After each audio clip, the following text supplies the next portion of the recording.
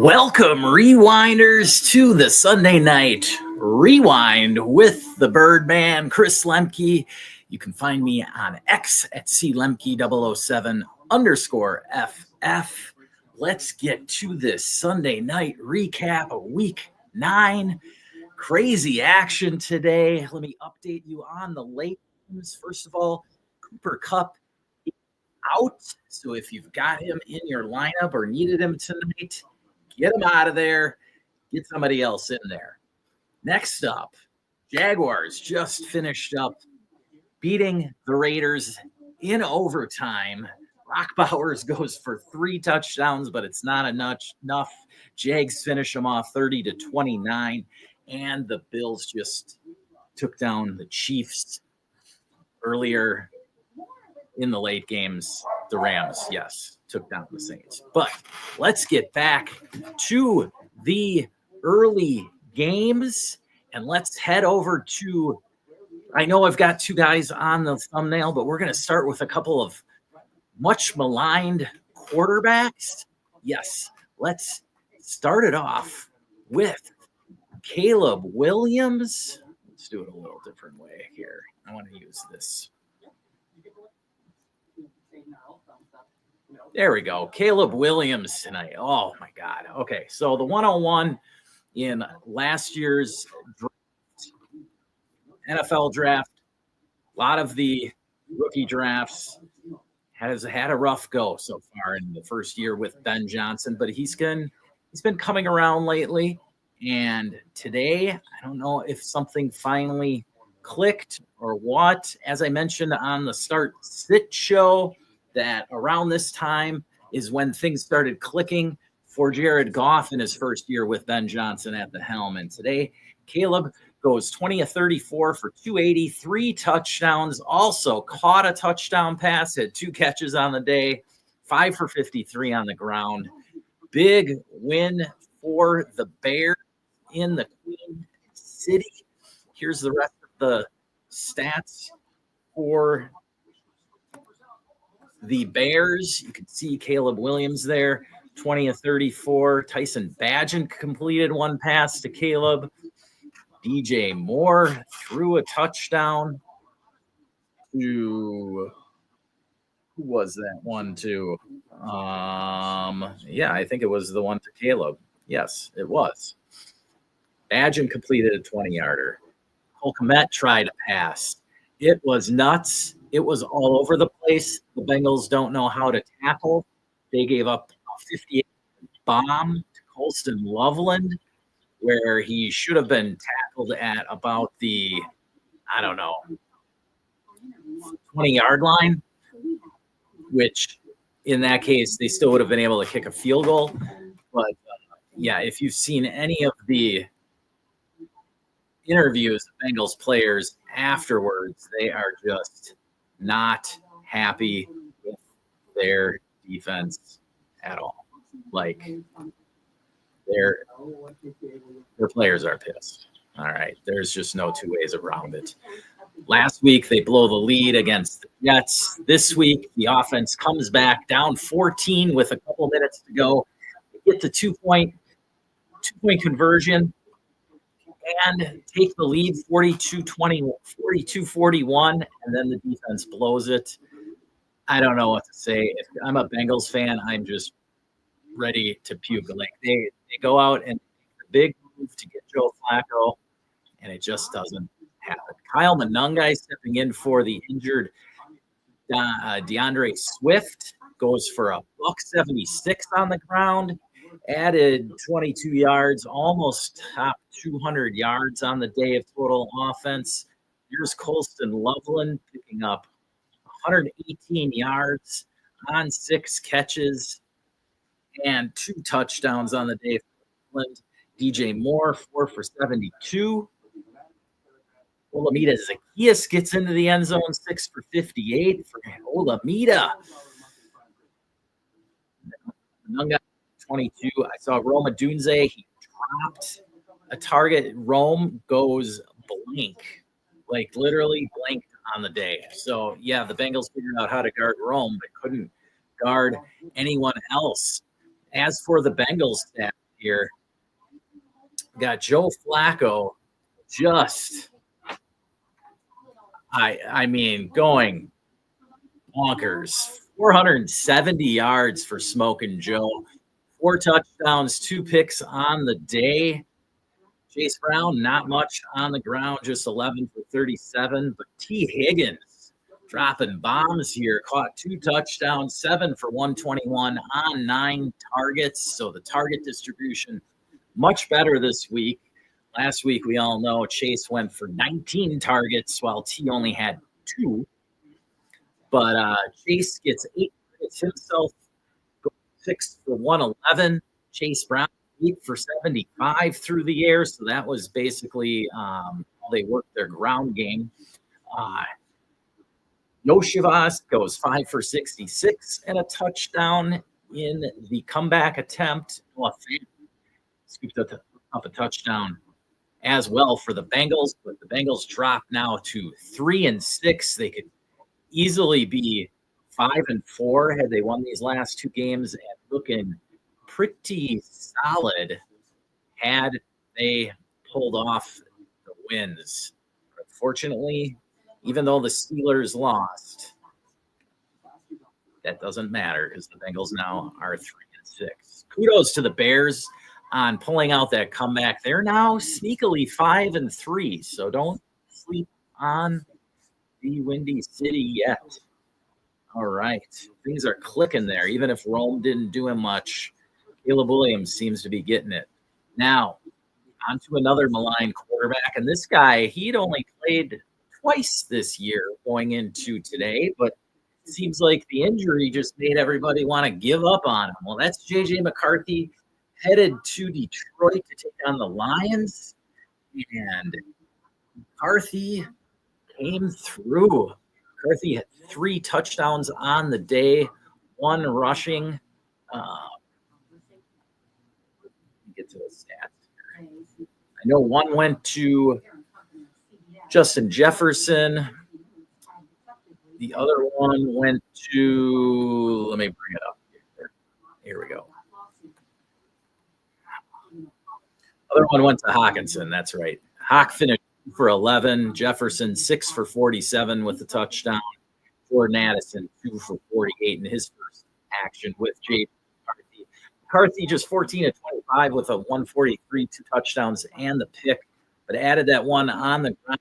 More important is that the Vikings came out on top, 27-24 against the Lions. The Vikings absolutely needed this victory to save face.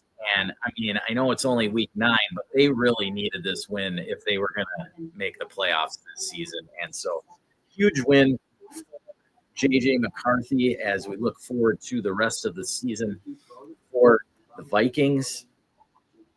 Aaron Jones, 78 yards on 9 carries on the ground. Jordan Mason had it 10 for 36. Jones also added 20 yards in the air for them. So we just missed the 100-yard mark. As for the Lions, Jared Goff slinging around 37 times to 25, went for 284 and 2 touchdowns. The offense just struggled, though, in the second half. Couldn't really move the ball well.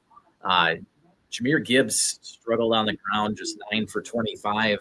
Monty goes 11 for 40 with a touchdown. Did have a fumble loss there. Amon-Ra, 9 for 97. Sam Laporta, 6 for 97 and a touchdown catch, a big 40-yarder late. J-Mo goes 4 for 66 and a touchdown as well.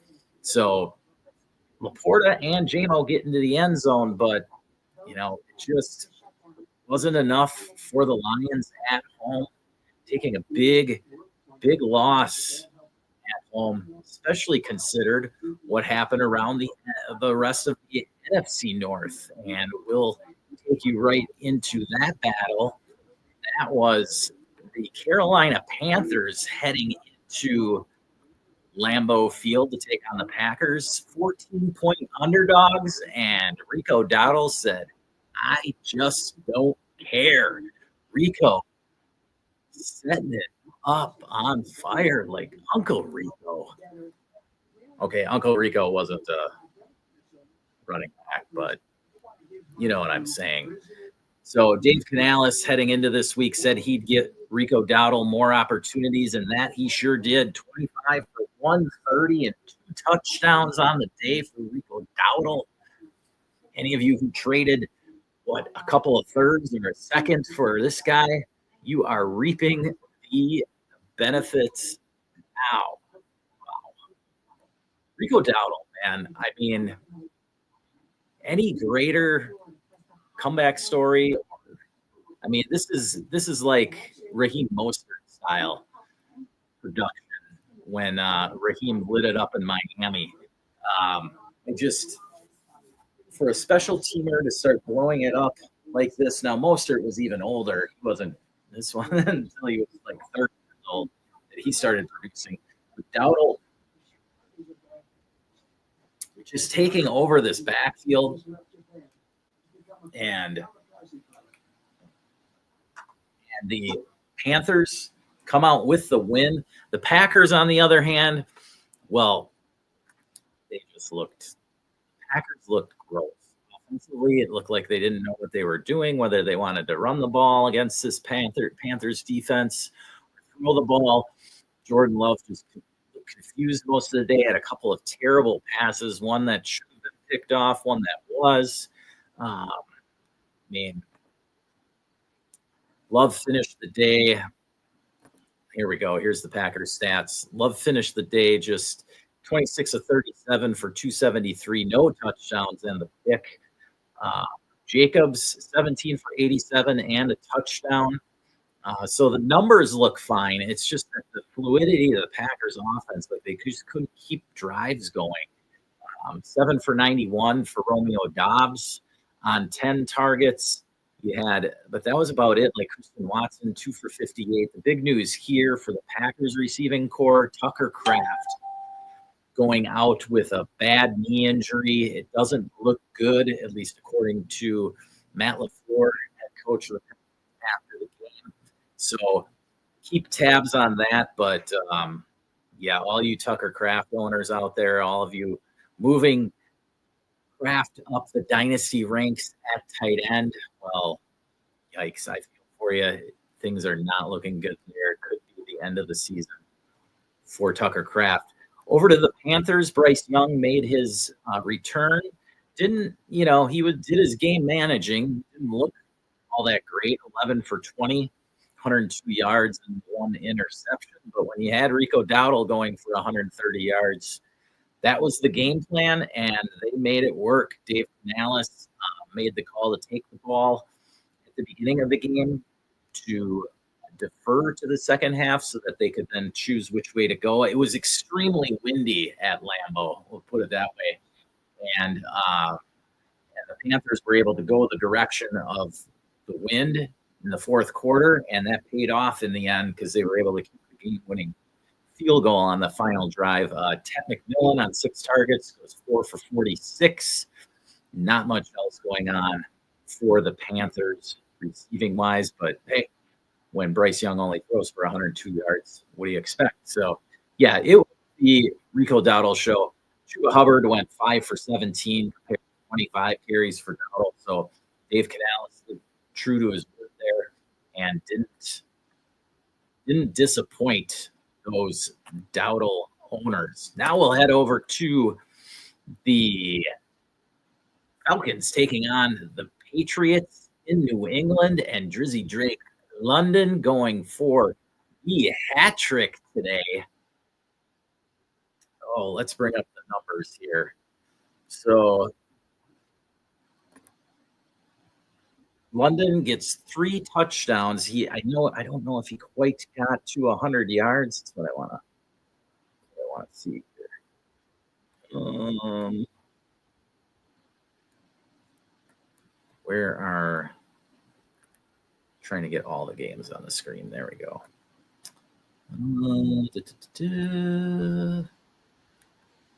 There it is. Okay, so Michael Penix came back, so we didn't have to live through Kirk Cousins. again. Thank God. Here we go.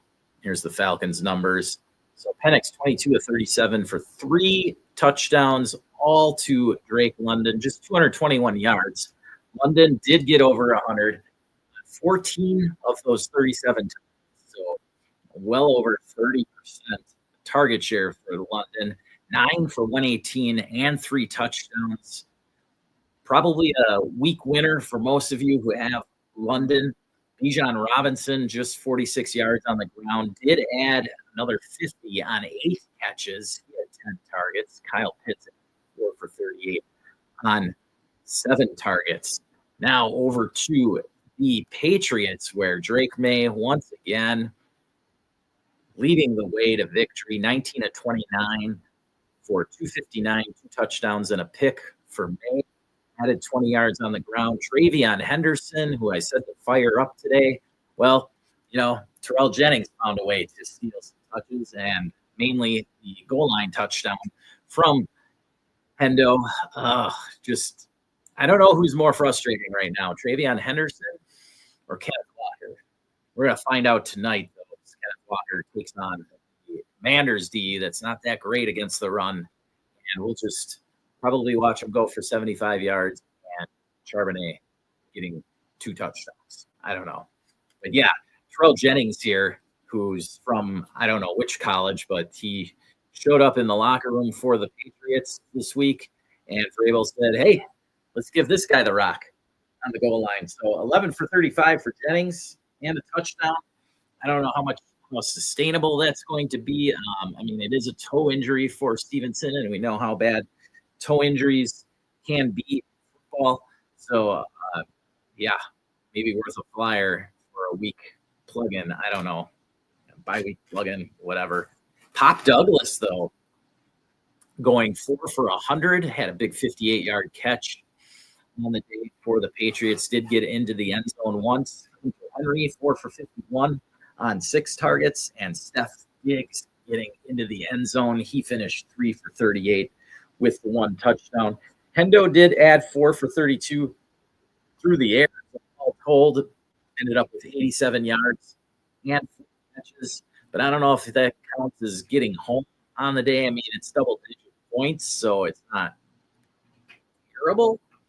But it's also not what we're wanting, and it's just disappointing. And, it's obvious that he's just not going to get the goal line work. And so you're looking at just a between the 20s back, and that's always super frustrating. The only way he's going to score is getting a house call from outside of 20 yards.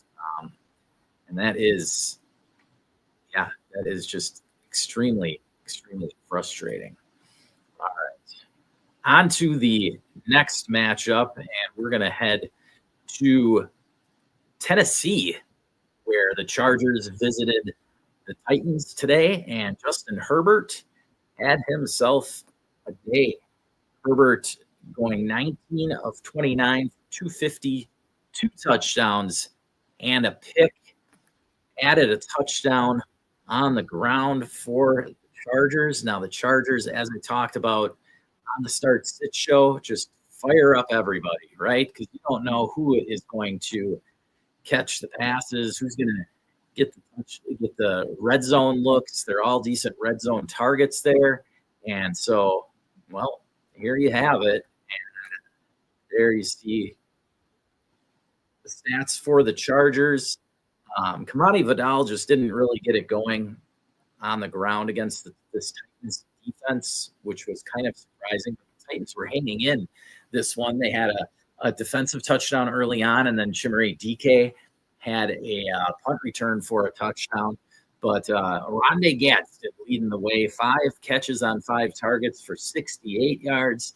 Quentin Johnston getting into the end zone. He had 4 catches on 5 targets for 53 yards in the touchdown. And then Ladd McConkey, 4 for 56 on 7 targets. And Keenan Allen, 5 targets also, just 2 for 41 for Keenan. So you can see 4 different receivers there. Top 4 guys all getting at least 5 targets on the day. So Herbert really spread it around. Not one huge standout performance for the Chargers receivers, and that's what you're gonna get here some weeks with the Chargers and their array of talent that they've got. Over to the Titans, Cam Ward with another underwhelming performance. He's 12 of 21, 145 yards. Malachi Manor went 3 for 46, all on one drive, like 3 consecutive plays, and that's all he got all day long. Tony Pollard going 10 for 56 on the day, 1 for 12 through the air, so 68 total yards for Pollard. Tajay Spears, 3 for 36 through the air, and then added 26 on the ground, so a total of 62 yards for Spears and 3 catches on the day. Neither one really getting home for you there with the Titans running backs. Okay, let's get over to New York, where the 49ers visited the Giants today, and Christian McCaffrey doing his thing. Yes, Christian McCaffrey, couple touchdowns on the day, well over 100 yards all total. Let me get to their stats here, bring it up for you.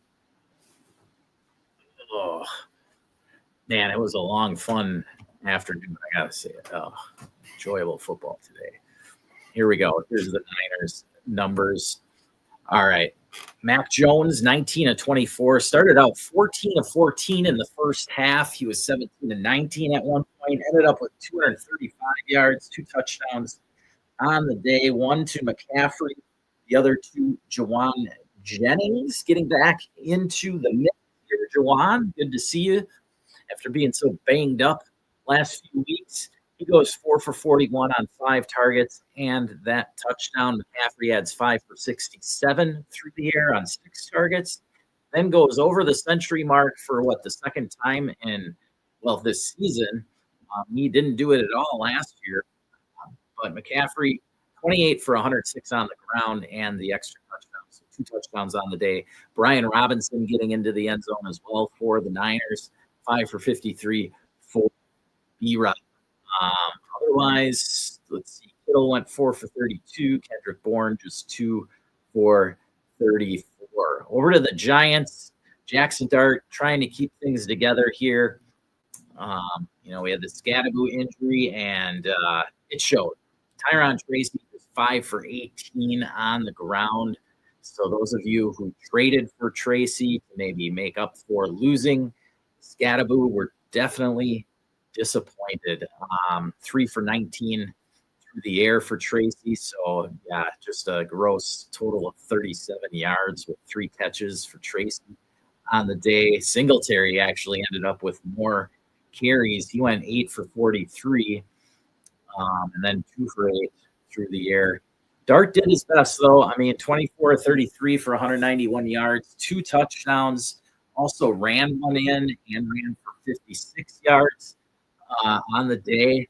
Wan'Dale Robinson, 9 for just 46 through the air on 11 targets. Oh, God. And then Darius Slayton, who I mentioned maybe a decent desperation flex, he went 5 for 62 through the air, but that's about it for the Giants. Theo Johnson did sneak into the end zone there. He finished 3 for 27. And Gunnar Olszewski getting into the end zone as well. So those were the 2 touchdown passes for Dart on the day.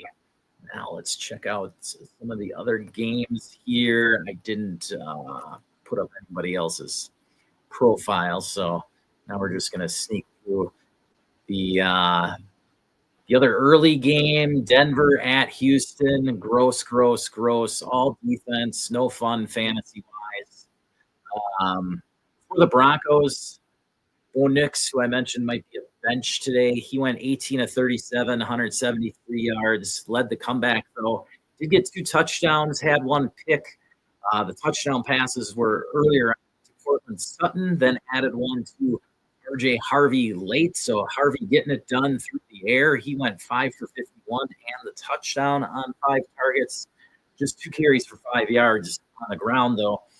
Dobbins went 15 for 61 against this tough Houston defense. The touchdown catch for Sutton was his only grab on the day.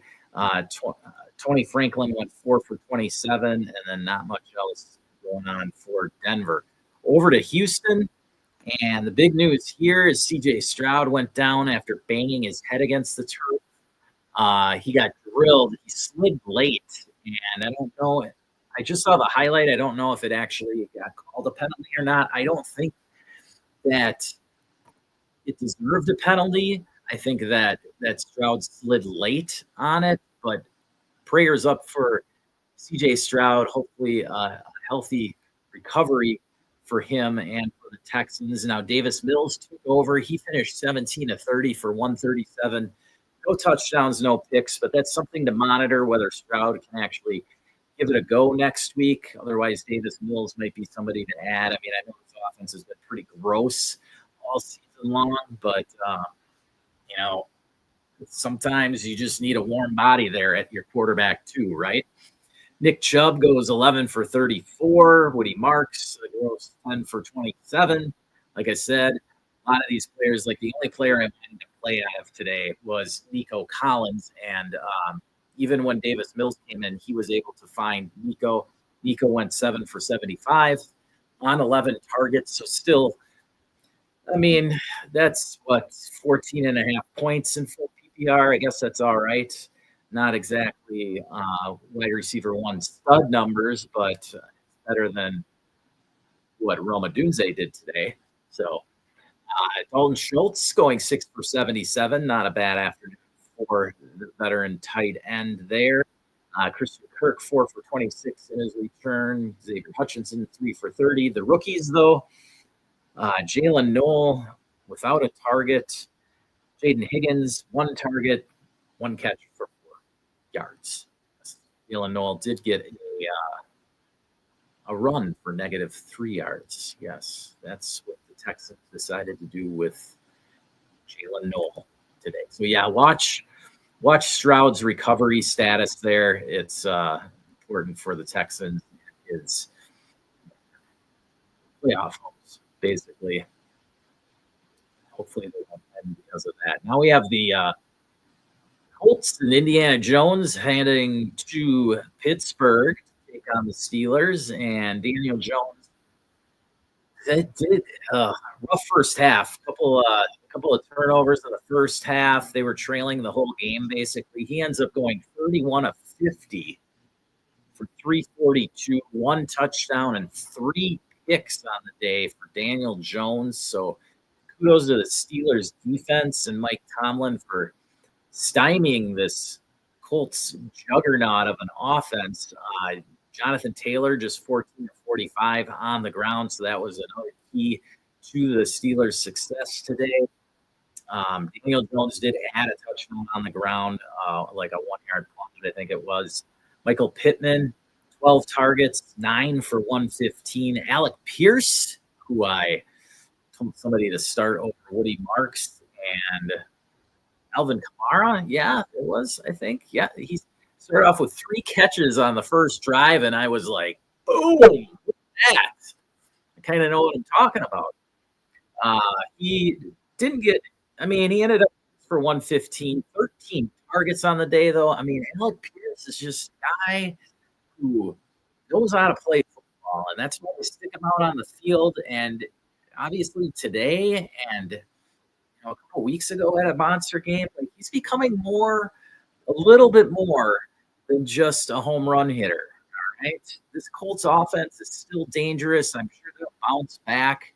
They've been playing too well to have Daniel Jones just turn into a pumpkin here on Halloween week. I think he can bounce back well going forward here. The Steelers D, just sometimes they know how to game plan certain teams, and it worked out today for the Steelers defense.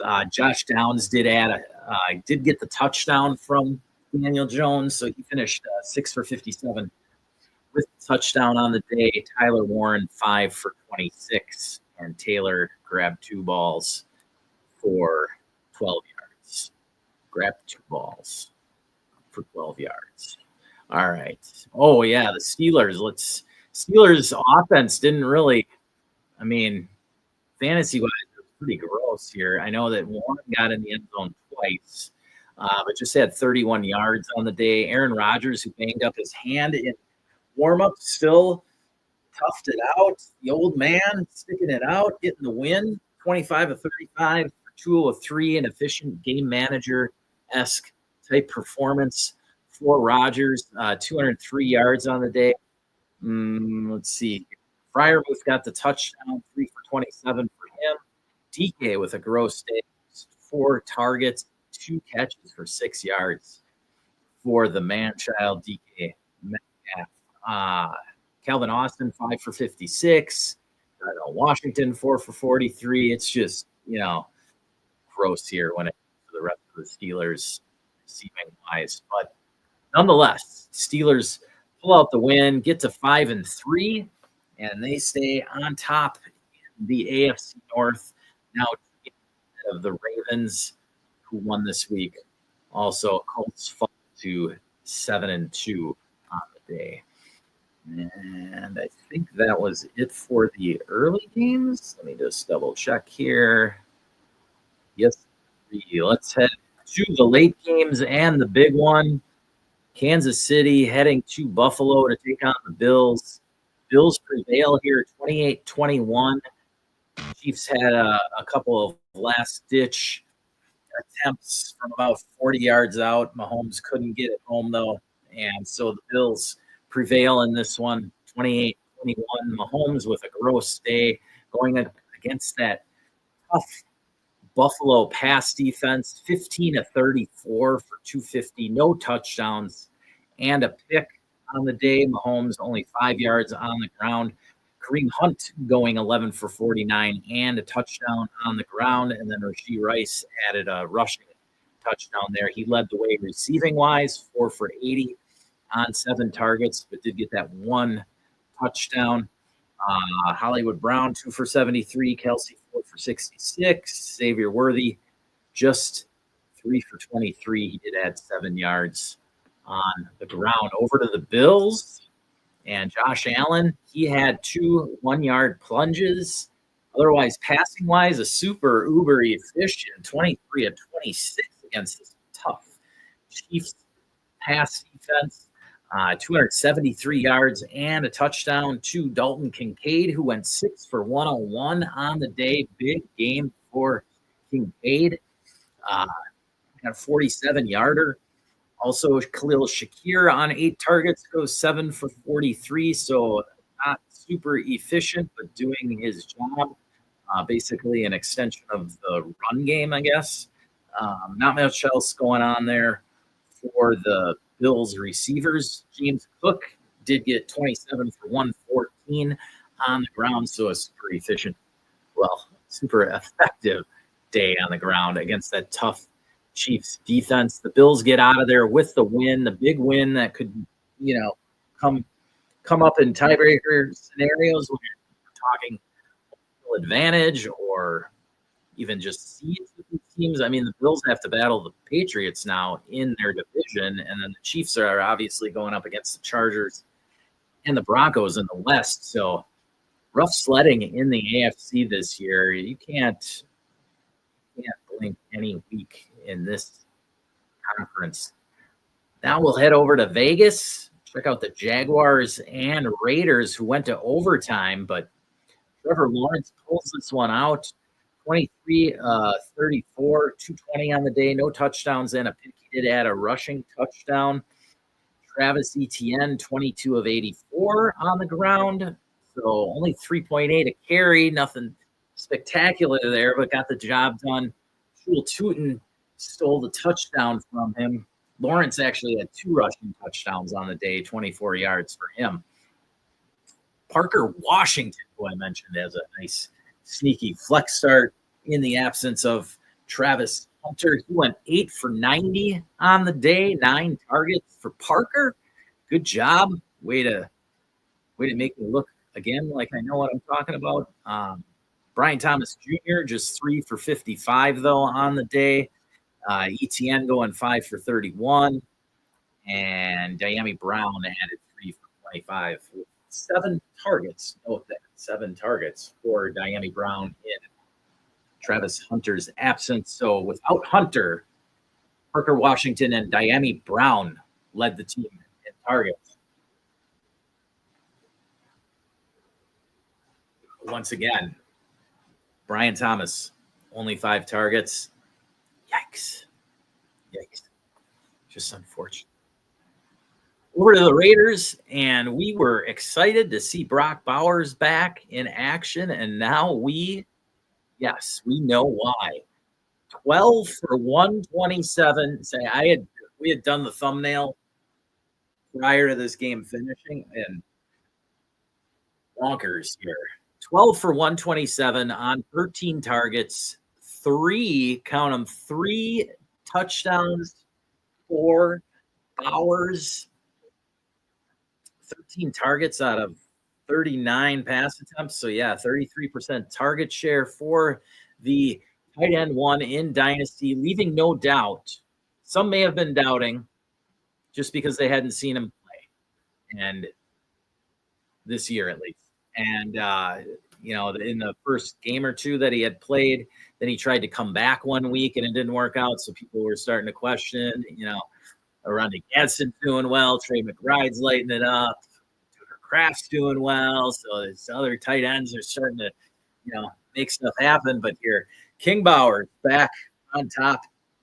No doubt about it here. Ashton Genty, 13 of 42 on the ground, 5 for 47, and a touchdown through the air. Geno Smith actually looking somewhat capable today, 29 of 39 for 284 and 4 touchdowns. Those of you sticking them in as your QB2 getting lucky today.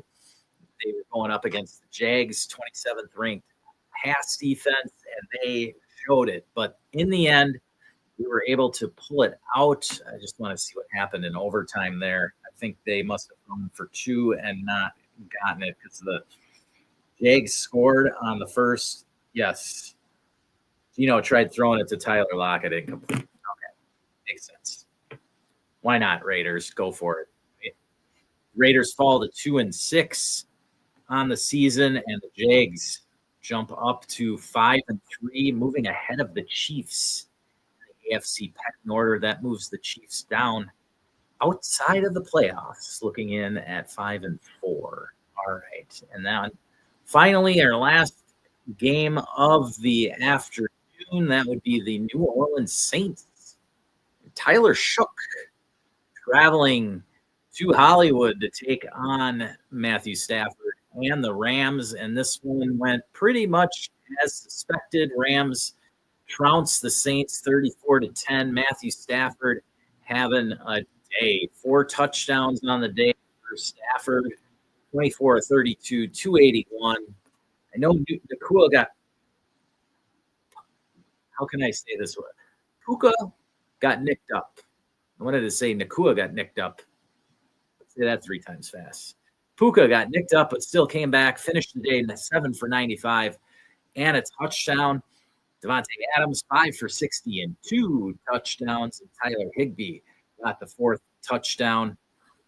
So all things running smooth for the Rams. 25 carries, 114 yards, and a touchdown on the day for Kyron Williams. Blake Corum added 58 yards in mop-up duty. Turd Ferguson, don't forget about it. He added 2 for 54 through the air. So young man Ferguson getting in on the action. As for the Saints, Tyler Shook, as we said, getting the start, 15-24. So, I mean, he literally threw it more last week in a quarter and a half than he did today. Rams playing a keep away.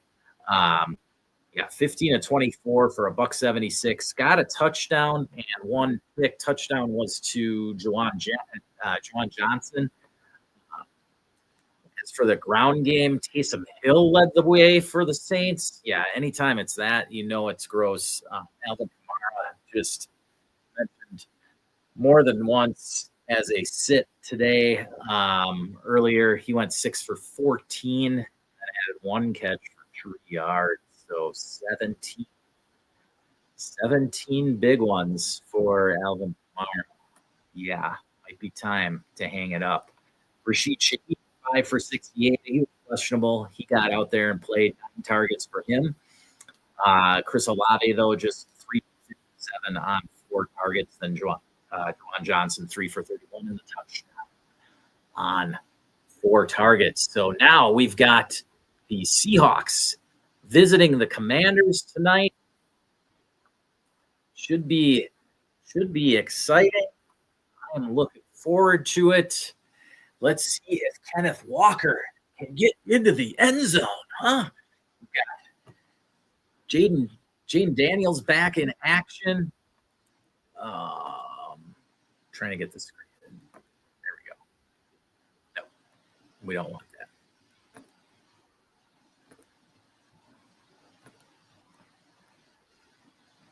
There we go. Again, Jaden Daniels coming back in. Now, I don't know if this will help Ja'Cory Krosky-Merritt on the ground. The Seahawks do have the number 1 run defense in the NFL. So that'll be an interesting cat and mouse game there, how the Commanders try to navigate their run game tonight. Of course, no Terry McLaurin, so fire up your Deebo Samuel if you've got him. Hopefully you had him in your lineup. And then there's probably going to be a game of Russian roulette for the rest of the Commanders receiving core, whether it's Jalen Lane or Noah Brown or some other guy that they brought in off the street. I don't know, but hopefully Zach Ertz gets going because old man Ertzy is on a few of my teams. I'm hoping that happens. So, all right. Then we've got tomorrow evening some fireworks ready to happen in Jerry World. The Arizona Cardinals and Jacoby Brissett. Fire him up if you've got him. Heading into Big D, taking on Dak Prescott, CeeDee Lamb, George Pickens, and Javonte Williams, and Jake Ferguson. Fire all of them up. Get Marvin Harrison in there, and of course Trey McBride and Bam Knight. Don't play all of them. Everybody tomorrow night. Highest over/under of the week. You want in on that action. So thank you for joining us on the Sunday Night Rewind. Don't forget to hit that like button, comment, and subscribe. Check out the Dynasty Rewind and our Discord. Lots of good help there. Lots of veterans in there. I've just gotten in on the action, and I love the advice going on in the chat room there, whether it's trade advice, start-sit advice, strategy advice, roster construction thing for your Dynasty rosters.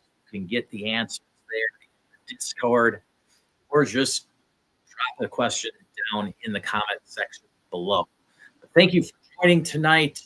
Week 9's Sunday Rewind. Enjoy the Sunday Night Football